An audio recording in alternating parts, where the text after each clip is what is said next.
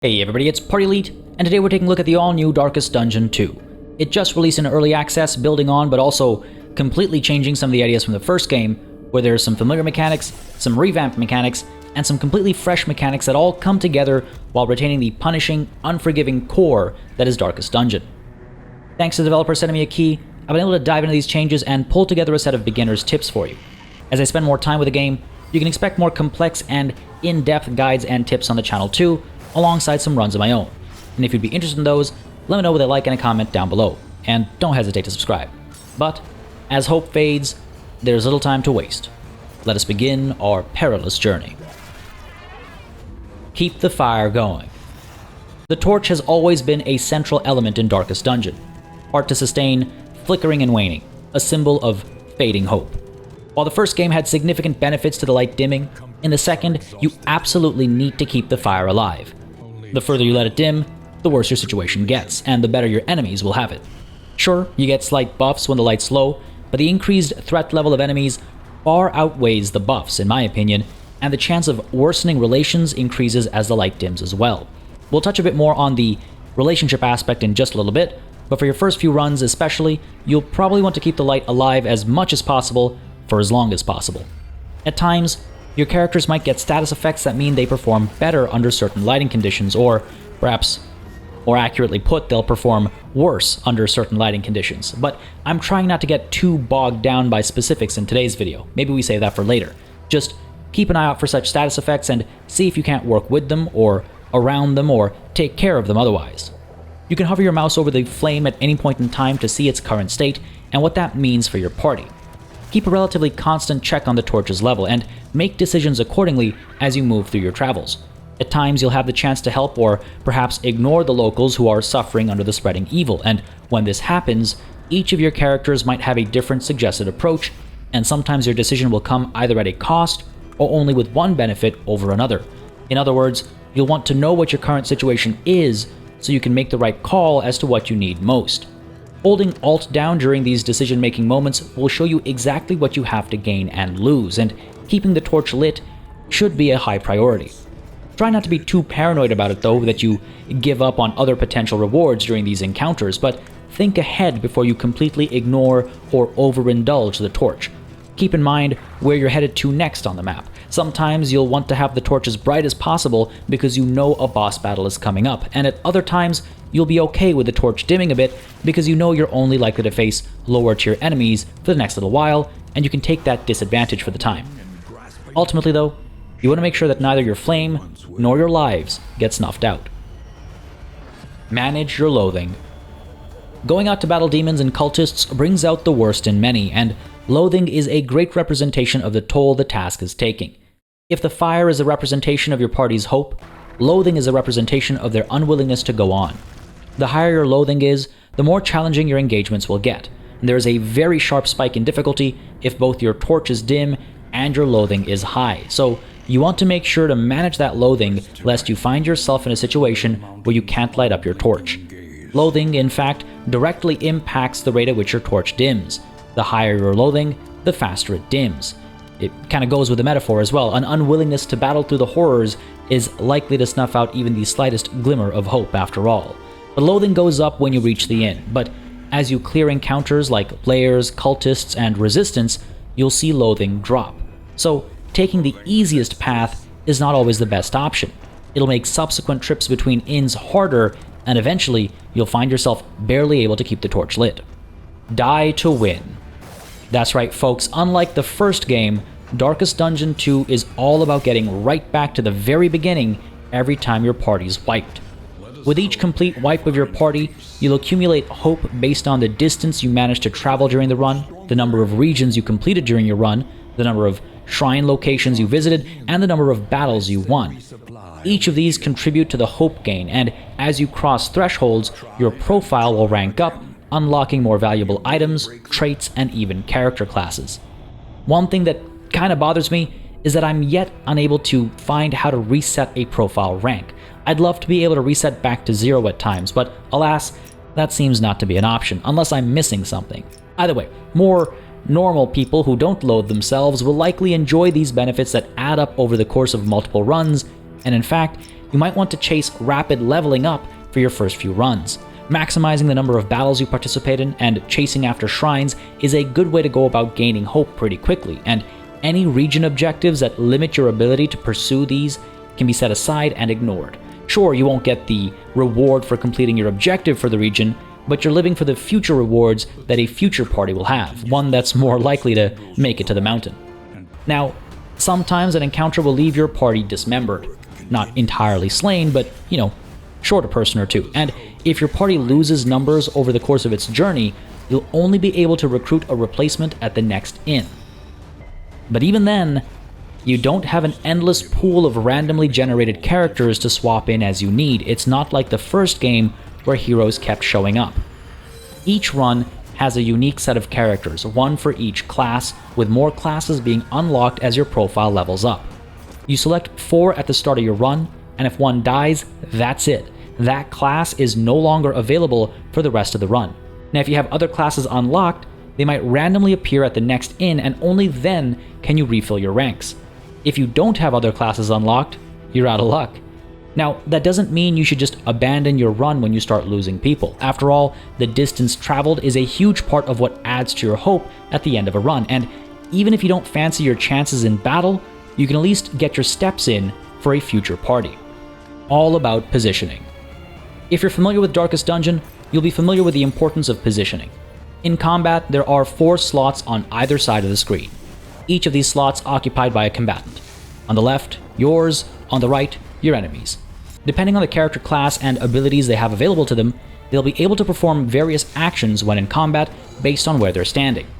This is why picking the right position for your party members right at the start of a new run is so important. It makes a tremendous difference to every encounter.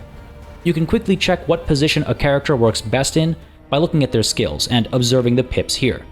The size of the filled-in portion tells you just how effective they are from that specific spot and which target they're best used against. Now, what the game deems as effective might not be the same as what you deem effective. Where the game might be looking at, say, damage output, you might want to take a look at damage over time effects, or debuffs, or healing capabilities, all options that might be restricted to actions that are in turn restricted to certain positions. So, to be sure you're satisfied with starting positions, hover over each skill listed under the character and see where exactly they can be used from and what effects it has, and where it can target. Some skills target your allies, while others only target one of a few spots on the other side of the field, while others still have an area of effect shown by pips that are joined like so. Use all this to determine the right starting placement. As an example, you might have a character who's better near the front, but maybe they have a skill that they can only use from a spot further back that causes damage to an enemy, adds a super helpful status effect to your character, and automatically moves said character ahead all at the same time. Are they better starting right at the front? Or are these extra effects worth putting them in a weaker overall spot for that initial use of a valuable skill? In the case of the Highwayman, for example, the Duelist Advance is absolutely worth a starting position further back, since it not only causes damage, but gives him a counterattack stack to cause damage to his attackers for the next couple turns. Remember that ranks fill from front to back, and this goes for enemies too. The spots closest to the center will always be filled by a target, and should a target die and their corpse be removed, the person behind that target will move up to take their spot. So keep that in mind when you're looking at these skills too. Something that can only hit the last spot on the other side of the field may well be useless by the end of, or even by the middle of an engagement, and on the flip side, something that can only hit the first few spots will pretty much always be handy outside of when corpses are taking up spots and getting in your way. Remember then, not just to position your characters appropriately right at the start of a run, but also to reposition them using either skills or the move action mid-battle to maximize their performance too. Actions might push and pull characters around. It's not like they stay rooted to their position, and sometimes the enemy will very much drag you into unfavorable positions that you'll need to use your skills or move action to get out of. Stay on your toes, move around, find the optimal positions, and destroy the enemy. Mind the map. The map in Darkest Dungeon 2 is much more involved and integral than the one in the first game. The paths are a lot more dynamic, and there's plenty more going on. When you arrive at a new region, there's a percentage chance that you'll scout ahead, letting you know what lies in the immediate vicinity. Using the M key to bring the map up, you can click and drag to see exactly what your path might entail.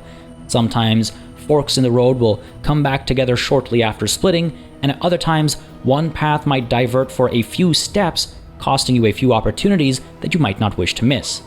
So keep an eye out on the next few steps at the very least, especially if your scouting was successful.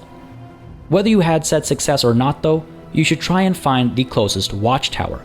Engaging with watchtowers scouts ahead for you, and that will not only reveal potential nasty surprises, but it might also ensure you meet your goals for the region.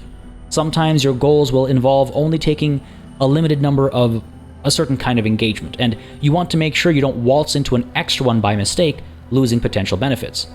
Otherwise, scouting also lets you know how safe the road between key points of interest are. Marked in green are the safest routes, but if they're marked in blue, you're more likely to see a road battle before you arrive at the point itself. That's right, major engagements are highlighted at the various points, but between 2 points there can always be a road battle, the equivalent of a hallway battle from the first game. And you can tell if one's going to happen or is more likely to happen if the road is marked in blue versus green. While at times you'll want to chase these road battles for the extra loot drops and gain to your profile's hope, if your party is already badly hurt and stressed out, you'll probably want to avoid these to make it to the inn on the other end. You'll want to keep an eye out for shrines too. These will let you pick a single character and unlock a next skill for them. And though they might stress the character out, they'll also add to your profile's hope gain at the end of the run, and again, those unlocked skills stay available for the character in future runs right from the beginning. Encounters can boost your food stores and torch levels, and they can also net you some great items, but they can also cost a great deal of stress and potentially damage relationships. Beyond that, they can at times cost you other resources too, sure, but stress and broken relations can quite directly cause your death, so I figured I'd highlight those specifically. If your characters are diseased or they have developed certain quirks, you can have them removed as well, or you can also make good perks into permanent ones. As you can see, the map is doing a lot more weightlifting in Darkest Dungeon 2. Gone are the moments of tranquility where you can choose where each party member goes at your leisure. Now you need to plan ahead, making sure you don't lock off access to essential destinations. You need to make sure you mind your driving. Driving definitely needs to be fixed up a little. The controls are a little janky, and you'll want to adjust your options to make sure you can actually maintain control of your vehicle. You'll really want to swerve and hit as much debris on the road as possible. These can often be the source of items that can mean the difference between life and death, and since you can't shift your wagon into reverse gear, you'll want to be careful. Now, there is reason to believe that hitting debris will sometimes add to your people's stress, but I'm not 100% sure of that just yet, and I want to do a bit more experimentation before I can confirm that that is in fact what happens. But I can say that from time to time, yes, when you hit some of the debris, you will gain some items. More important than missing or hitting debris though, is missing your exit on this highway to hell. Remember how I said some missions will limit you to how many of a specific kind of engagement you're allowed to have? Yeah, imagine losing out on that goal because your carriage decided not to cooperate rather than anything else. The map and the icons on screen will tell you which path leads to what kind of destination, so keep an eye on those, and if you find yourself at the wrong spot, just slow down, get yourself in a position, and very cautiously pick the right path. Standard WASD controls apply. Keep an eye out on your party as well though. When you get to a crossroads, if you slow down for long enough, they'll express their preferences, and choosing with or against those preferences will have positive and negative consequences. Buying and using items. Items can provide much needed reprieve from the constant onslaught of the road, but they work a little differently than your inventory in the first game. Relics and baubles still exist and are still used as currency. At times, you'll spend these to help the local populace with their struggles, and as with everything else, it becomes a bit of a balancing act of choosing to save your relics and baubles for your own needs, or spending them in the hopes of staving off stress, relighting the torch, or acquiring random sets of items, etc., etc. Otherwise, they can be used to purchase trinkets, combat items, and inn items either at the inn or on the road. Trinkets can be assigned to your characters on the character screen. Right-clicking on their portraits at any time outside of combat will allow you to add up to 2 trinkets to the character, and depending on the trinket, you'll see buffs, potentially at the cost of some debuffs, and you'll also see limitations as to who can use the trinket. Certain character traits or statuses can prevent a trinket, and in fact any item, from being used by that specific character. Try and keep in mind the type of damage your characters do when it comes to assigning trinkets that can buff damage type, and try and keep in mind the kind of damage you might be facing when it comes to trinkets that can buff damage resistances. A 10 or 20% change either way might not sound like much when the damage numbers are so small especially, but every little bit counts. They cannot be assigned or removed in the middle of combat, so make sure to do trinket management before you find yourself needing trinket management, if you catch my meaning. Anytime you see a blockade on the road, piled up rubble that's all the way across the entirety of the road, touching that is going to throw you into a battle. So maybe before you dive into that battle, take a moment, pull up your inventory, right-click on some of your characters to see what trinkets they have, and make sure you've got everything assigned properly before you push into that barricade and engage in combat. Trinkets never go away. You can assign, remove, and reassign them as you wish, but you'll always have access to them unless you shift-click on one to remove it from your inventory, something that you'll opt to do from time to time when you start running out of space for higher quality items down the road.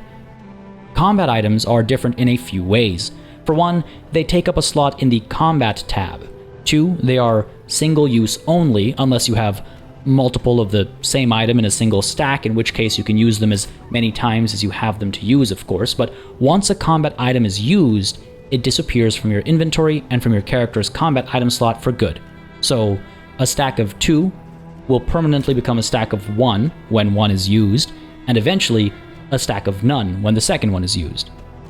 Finally, compared to the passive trinket buffs, combat items are an active skill, meaning you have to decide when to use them and how. Fortunately, their use is a free action. While normally a character can only do 1 thing per round, with combat items they can technically do 2, if the combat item has a suitable use at the time, of course. Some items remove status effects like bleeding, while other items act as a free attack. Others still will remove all corpses with a single free action, and on with all sorts of versatile utility. Because they're single use, try and save them for desperate situations. Don't waste them all on battles against mooks, and try to preserve some for use against higher tier enemies specifically. With that said, don't be afraid to use them when needed. They're meant to get you out of desperate situations, and they won't do you any good just being stockpiled in your inventory looking pretty. Finally, inn items can only be used at inns, the stopping points between your hellish road trips where you can rest and recuperate. These items include food for healing, games for de-stressing and getting along, and more. Sometimes they can only be applied to one character by clicking and dragging the item on them, and at other times, multiple characters can be involved instead. I can't stress this enough. Use your inn items. Don't hesitate, you will get more. The inn is the only chance you'll get at using them, and the status effects and benefits of these items cannot be understated. You can always buy more inn items. The world is always littered with inn items. There are inn items for grabs everywhere. So yes, use them freely, use them often. Stress can absolutely kill you. Stress and meltdowns are serious business. Having your stress bar fill up is much more punishing in Darkest Dungeon 2 than it was in the first game. I would argue that stress management is almost more important than HP management, partly because when HP hits 0, you can still use one of your various abilities or items to bring health back up, and there's plenty you can do to prevent yourself from hitting that 0 in the first place. No matter your efforts though, it can all be undone when stress maxes out. A meltdown will cause a huge drop in HP, and that's just free damage you're taking without your enemy having to do much for it. Unlike the first game, stress doesn't have a heart attack element to it, and death doesn't come when you fill it up a second time. It might give you a coronary condition as a player when it happens, but the in-game heart attack mechanic is gone. Stress accumulates when a character takes damage, is hit by certain status effects, or has a disagreement with one of their companions while on the road. Stress can be reduced by seeing success in battle through, critical hits for example, through RNG events in the middle of combat, through status effects, and perhaps most easily and predictably through the use of certain, say it again, inn items. Use your in items. Now, stress carries over from battle to travel modes, and it stays with you even after you arrive at and leave an inn. It is persistent, it follows you, you have to actively work on keeping it down. HP, meanwhile, regenerates as you travel. So if you spend enough time away from combat, just traveling through sort of the safer paths as described earlier when talking about the map, you might actually regenerate to full health. When you arrive at an inn, you can eat some food and regenerate further. There are many ways to keep HP up. Stress, though, stress will kill you. And if it doesn't kill you, at the very least, it'll strain your relationships. Relationship management. Relationships between your party members are an absolutely essential thing to keep an eye on. Good and poor relations between them can have, as you might expect, positive and negative effects, and while they might seem mundane or minimal at first, they will come up at the most opportune and inopportune moments to either stab you in the back or lift you up. At any point in time, you can right-click on a character and go over to the Relationship tab to see exactly how they feel about other characters in the party. Yellow pips are positive, blue pips are negative, and gray pips are just neutral. Relationships work like a number line. Hits to relations will reduce yellow pips down to 0 before racking up blue pips, while improvements to relations will reduce blue pips before adding yellow, and relationship changes can often be quite drastic, especially when a meltdown occurs. When the relation hits its cap in either direction, a new relationship forms between the two characters. Positive ones include things like inseparable, respectful, amorous, etc., while negative ones include things like suspicious, tumultuous, hateful, and so on. While pips themselves have little direct impact, when these bonds are made, positive or negative, is when you'll start seeing the effects. Positive relationships can provide buffs to each other, random healing, reduced stress, extra damage on upcoming attacks, while negative relationships make people stress each other out, reduce combat efficiency, prevents actions from being taken, and much more, all at the behest of RNGesus. Whether positive or negative, you don't directly take advantage of relationships by choice. It's really up to the dice gods, and while the dice gods do giveth, boy do they taketh away. There are a few things you can do to keep relationships healthy.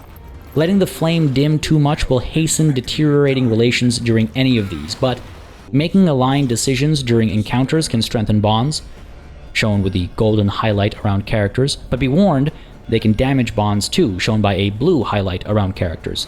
Participating in activities together at the inn using inn items that you should always use can help, with a slim chance, of course, of hurting relations as well. And performing certain support actions during combat seem to help relations as well. Randomly at times, conversation in the wagon will improve or hurt relations too, though I'm not yet sure if there's anything you can do to trigger these more often outside of character traits. Healthy relationships will keep your party supporting each other, helping them survive the tougher ordeals. Do not downplay or underestimate the value of good relations, and keep checking on how your party members feel about each other and try to keep them positive, if not at least close to neutral at worst. Lots of things cause negative impact to relationships. Few things result in positive impacts. It is very hard for a relationship to recover from a poor spot.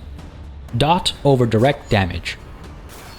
Damage over time is an invaluable tool, and you should make sure to apply it in great doses whenever possible. Effects like bleeding, burning, blight, etc. will apply damage to a character every time their turn comes up for a number of rounds, as shown by highlighting the icon, or by holding Alt while hovering over a character. The damage that'll be dealt is shown here as well, and once a character is hit by one of these damage statuses, only the use of items or special abilities can remove them. Most enemies cannot remove these effects, and while direct damage is typically a range of damage dealt with a chance to miss, these dot effects will always hit for the listed amount of damage with no chance to miss for each of the turns. This guaranteed damage should not be scoffed at, especially as the going gets tough and your enemies start to get abilities that can help them dodge or otherwise reduce the damage they take one way or another from a direct damage attack. Keep in mind that these dot status effects do stack, so if you've used one action from one character that causes a certain type and amount of damage per round, and another character comes in with the same type of damage, the two amounts will add up. This goes for different types of damage too, bleeding and burning, burning and blight, bleeding and blight, or whatever combination it might be. Dot status effects can also free your party members up in subsequent turns. If you know you have a guaranteed amount of damage going through when a target's next round comes up, you'll be able to tell if it'll survive to perform an action or not. See, dot damage happens at the start of a character's turn, so it can eliminate them before they can do anything. Naturally though, actually getting that dot status on a target isn't just a matter of simply clicking on them. Picking the right targets. This might seem like a very basic tip, but hey, it's a beginner's guide video after all. The smallest mistake can become the most expensive as a run goes on, as you start dealing with more and more challenging enemies especially. Every turn they're allowed to live and take actions is a turn that can lead to your demise. Remember that, outside of status effects, a damaged enemy hits just as hard as they did when at full health. Don't leave targets close to death. Finish them off if their health is low. Keep an eye on the move order in a battle to see if you should prioritize one such target over another, but don't leave the enemy standing just so they can hurt you again, physically or mentally. Apart from this, you should prioritize backline enemies, as they're typically the ones that act as support. They'll buff their allies, debuff your characters, deal AoE damage, or pull your party members around. These things can often be a lot more troublesome than a bit of damage here and there, so you'll want to try and get rid of those backline support enemies sooner rather than later. As per the previous point, try to get dot effects out as early and as often as possible. Having one enemy be hit by guaranteed damage every turn means your characters can be freed up to target somebody else sooner than they otherwise might. When picking a target for said dot status effects though, keep an eye on the target's resistances. When you hover over an enemy, you can see exactly what they're resistant against. The higher this number, the more likely they are to resist the application of that status effect, and the more likely you are to have wasted your turn. Try to target those most susceptible to a type of status effect first, and this applies not only to dot status effects, but also to skills that force a target to be pushed around.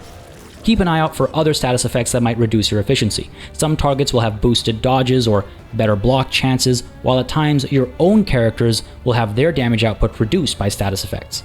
Just because a target is near death doesn't mean it's automatically the ideal target though. If it dodges a heavy-hitting attack, you've just wasted your turn. Maybe take this opportunity to poke it with a weaker attack to trigger the dodge instead, saving the heavy hitter for later. One final thing to keep in mind when picking targets is that Death's Door applies to enemy characters just as it does to your party members. When HP hits 0, the target can still act, and it can potentially hurt you, it can heal itself, or it can be healed by one of its friends. This keeps them in the fight when you might have thought them taken care of. While every enemy character doesn't have access to Death's Door, quite a few of them do. Only the mookiest of mooks don't, really, so be prepared for Death's Door and don't be surprised by it when it happens and takes you out. So, you're trying to figure out which target to hit, but you're struggling to keep up with all these icons. Which ones dodge, which ones block, and what does this bear trap mean again? The token glossary. Holding G brings up the token glossary, and until you get familiar with what all these icons mean, you can bring this up on any screen to understand how your attacks might impact the situation at hand.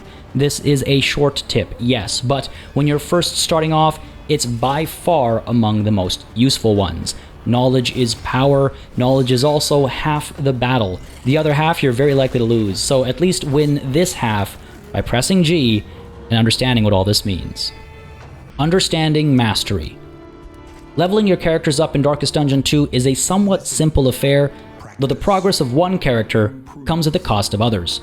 Rather than gaining XP, your party will gain mastery points after accomplishing certain tasks, such as winning combat encounters, and these mastery points can be used to upgrade any unlocked skill for any character when at the inn. But keep in mind that these upgrades do not carry over to future runs, just the current one. Since mastery points are a shared resource, it means you have to prioritize between all your character skills, and hovering over your options will tell you exactly what additional benefits you have to gain from each one. I'd recommend Ounce of Prevention and Bolster as the first two to upgrade, since they help reduce stress and they help fight off or resist status effects. After you have these two, focus on upgrading at least one skill per character before picking seconds or thirds for the same character. When a character dies, they take those spent mastery points with them, so don't put all your eggs in one basket. Of the 4 starting characters, apart from Ounce of Prevention and Bolster, you'll want to upgrade Poison Dart and Duelist's Advance first. At least that's my 2 cents. Poison Dart upgrades to cause more damage and helps take care of those pesky backline enemies more quickly too.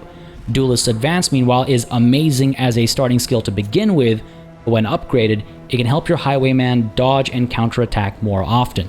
I don't think I have to explain how both of those things can ensure survivability of not just the Highwayman himself, but the rest of the party too.